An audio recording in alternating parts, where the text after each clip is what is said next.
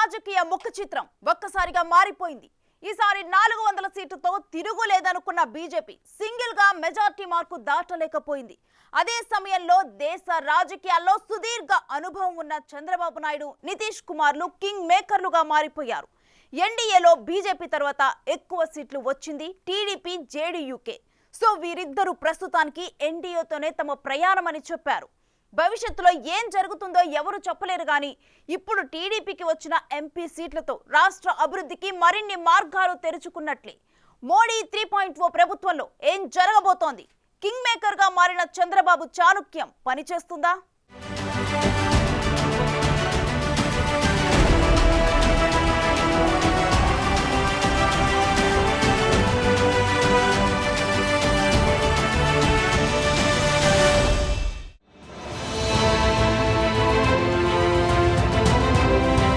దేశ రాజకీయాల్లో king maker గా చంద్రబాబు.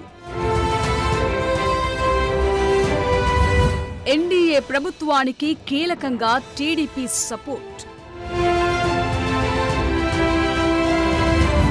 కేంద్ర కేబినెట్లో కీలక బెత్తులపైన నజర్. ఏపీ అభివృద్ధికి రూట్ క్లియర్ అయినట్లేనా?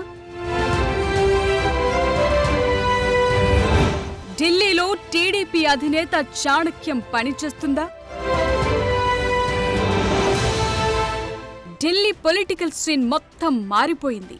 ఇన్నాళ్లు ఏకఛత్రాధిపత్యం వహించిన బీజేపీ సింగిల్ గా మెజార్టీ మార్కైన 272 సీట్లు అందుకోలేకపోయింది. 240 సీట్ల దగ్గరే ఆగిపోయింది. సో ఎన్డీఏ భాగస్వామ్య పక్షాలైన టీడీపీ, జేడీయూ ఇప్పుడు సీన్లోకొచ్చాయి. వారి సపోర్ట్ లేకుండా మోదీ 3.0 ప్రభుత్వం ఏర్పడటం గగనం. టీడీపీకి 16 సీట్లు రాగా జేడీయూ 12 ఎంపీ సీట్లు సాధించింది. చెప్పాలంటే బీజేపీ తర్వాత ఎన్డీఏలో ఎక్కువ సీట్లున్న పార్టీ టీడీపీనే. దీంతో ఈ రెండు పార్టీలను చాలా జాగ్రత్తగా చూసుకోవాల్సిన పరిస్థితి బీజేపీకి ఏర్పడింది. మునుపటిలా ఢిల్లీలో వన్ మ్యాన్ షో ఉండే అవకాశం ఎట్టి పరిస్థితుల్లోనూ బీజేపీకి లేదు. ఎందుకంటే టీడీపీ అటు జేడీయూ అధినేతలిద్దరూ దేశ రాజకీయాల్లో ఒక దశలో చక్రం తిప్పిన వారే. కేంద్ర ప్రభుత్వాల్లో తమ మాట నెగ్గించుకున్నవారే. ప్రభుత్వాలకు కీలకంగా మద్దతు పలికిన వారే. మరో మాట, ఇప్పుడు ఎన్డీఏతో పాటు ఉన్న టీడీపీ, జేడీయూ ఒక దశలో ఇండియా కూటమి భాగస్వాములుగా కూడా ఉన్నాయి. ఒక దశలో స్వింగ్ పాలిటిక్స్ కూడా నడిచాయి.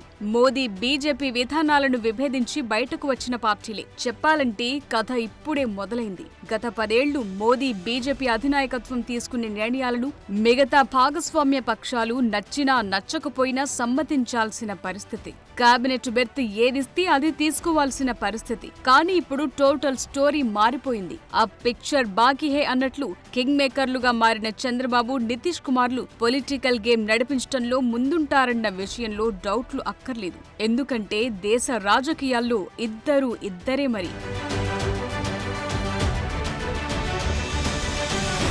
సో ఇక్కడ ఇంకో మాట, మొత్తం 543 స్థానాల్లో ఎన్డీఏ కూటమి 294 సీట్లు సాధించింది. ఇండియా కూటమి 232 స్థానాలు గెలిచింది. ఇతరులు 17 చోట్ల విజయం సాధించారు. ఇందులో బీజేపీకి 240 సీట్లొచ్చాయి. మెజార్టీ రావాలంటే 272 అవసరం. అంటే 32 సీట్లు తగ్గాయి. టీడీపీ, జనసేనవి 18 సీట్లు, నితీష్ కుమార్ పార్టీవి 12 సీట్లు. అంటే వీరివి కేంద్ర ప్రభుత్వం ఏర్పడటానికి చాలా చాలా కీలకం. ఎందుకంటే గతంలో వాజ్పేయి ప్రభుత్వం బల నిరూపణ సమయంలో కేవలం ఒక్క ఓటుతో ప్రభుత్వం పడిపోయిన సందర్భాలున్నాయి. అంటే ఏ పార్టీకి కూడా ఫుల్ మెజార్టీ రాకపోతే ఒక్క సీట్ కూడా చాలా ఎఫెక్టివ్ గా పనిచేస్తుంటుంది.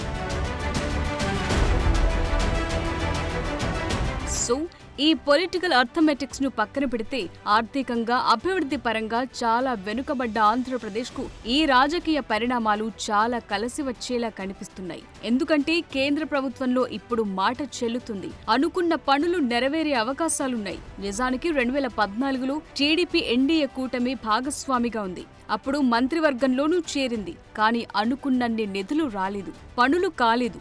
అంతేకాదు విభజన హామీలు కూడా నెరవేరని పరిస్థితి. ప్రత్యేక హోదా ఊసే లేకుండా పోయింది. ఇవన్నీ చూసి విసిగిపోయిన చంద్రబాబు 2018లో ఎన్డీఏ నుంచి బయటకొచ్చేశారు. 2 కేంద్ర మంత్రులు కూడా రాజీనామా చేశారు. ఇదంతా జరిగింది ఏపీకి సరిగా నిధులు రాకపోవటం, ప్రాధాన్యం సరిగా ఇవ్వకపోవటం వల్లే. 2019 సార్వత్రిక ఎన్నికల ముందు యూపీఏ కూటమితో చంద్రబాబు జతకట్టారు. అప్పుడు ఓడిపోవటంతో కొన్నాళ్ల పాటు 2 కూటములకు దూరంగా ఉండిపోయారు. తాజాగా ఈసారి ఎన్నికల్లో మళ్లీ ఎన్డీఏతో ప్రయాణం మొదలుపెట్టి ఇప్పుడు కేంద్రంలో ప్రభుత్వ ఏర్పాటుకు బాబు కీలకంగా మారిపోయారు. అటు బీహార్ సీఎం నితీష్ కుమార్ పరిస్థితి కూడా అంతే. ఎప్పుడు ఏ కూటమిలో ఉంటారో అర్థం కాని పరిస్థితి ఉంది. అప్పుడే ఇండియా కూటమి, అప్పుడే ఎన్డీఏ. ఇటీవలి కాలంలో చాలా మారింది. నిజానికి నితీష్ కుమార్ పార్టీ బీహార్లో ఎన్డీఏకు చాలా సీనియర్ మోస్ట్ ఫ్రెండ్లీ పార్టీగా ఉండేది. 1990ల నుంచే సత్సంబంధాలు నడిచాయి. 1998-2004 మధ్య వాజ్పేయి ప్రభుత్వ హయాంలో నితీష్ కుమార్ వ్యవసాయ శాఖ, రైల్వే శాఖ, ఉపరితల రవాణా శాఖ వంటి కీలక మంత్రి పదవులు చేపట్టారు. అయితే 2022లో ఎన్డీఏకు గుడ్ బై చెప్పి ఆర్జేడీ, కాంగ్రెస్, లెఫ్ట్ పార్టీలతో కలిసి బీహార్లో ప్రభుత్వాన్ని ఏర్పాటు చేశాయి. జేడీయూలో చీలిక తెచ్చే ప్రయత్నాన్ని బీజేపీ చేస్తోందని అప్పట్లో నితీష్ కుమార్ ఆరోపించి బయటకొచ్చారు. అలాగే కేంద్రంలో సరైన ప్రాతినిధ్యం కూడా దక్కటం లేదన్న అసంతృప్తి కనిపించింది. కానీ ఇప్పుడు మాత్రం బీజేపీని శాసించే స్థాయిలో సీట్లు సాధించారు. పైగా నితీష్, తేజస్వి యాదవ్ ఢిల్లీకి ఒకే ఫ్లైట్ లో వెళ్లటం కూడా రాజకీయంగా చర్చనీయాంశమైంది. అందుకే ప్రధాని మోదీ ఈ విషయంలో జాగ్రత్త పడుతున్నారు. స్వయంగా నితీష్ బాబు అని సంబోధించి అభినందనలు తెలియజేశారు. అటు జేడీయూ కూడా బీహార్ స్పెషల్ స్టేటస్ డిమాండ్ను బీజేపీ ముందు పెడుతుందని ఆ పార్టీ నేతలు బహిరంగంగానే కామెంట్స్ చేస్తున్నారు.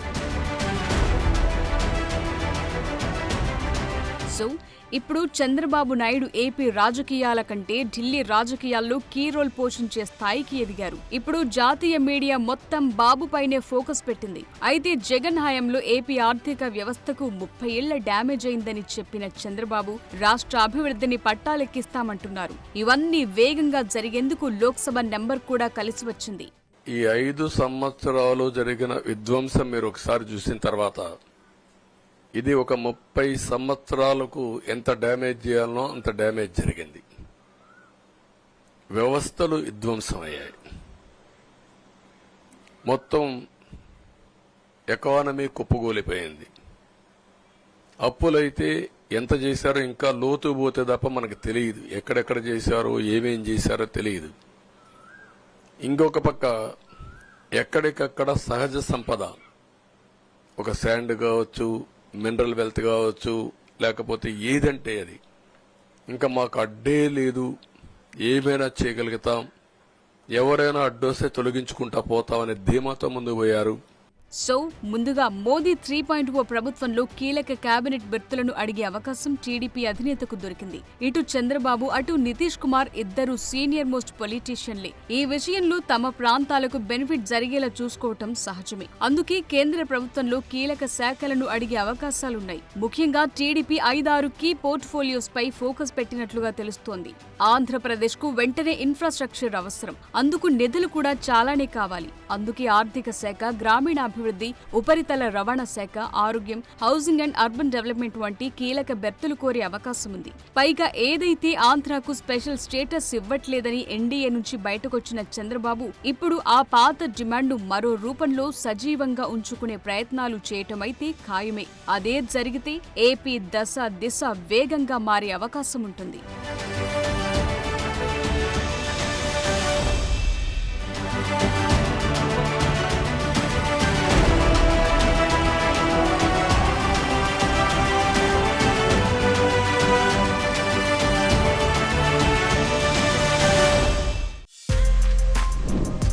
For more videos like this, subscribe Big TV channel.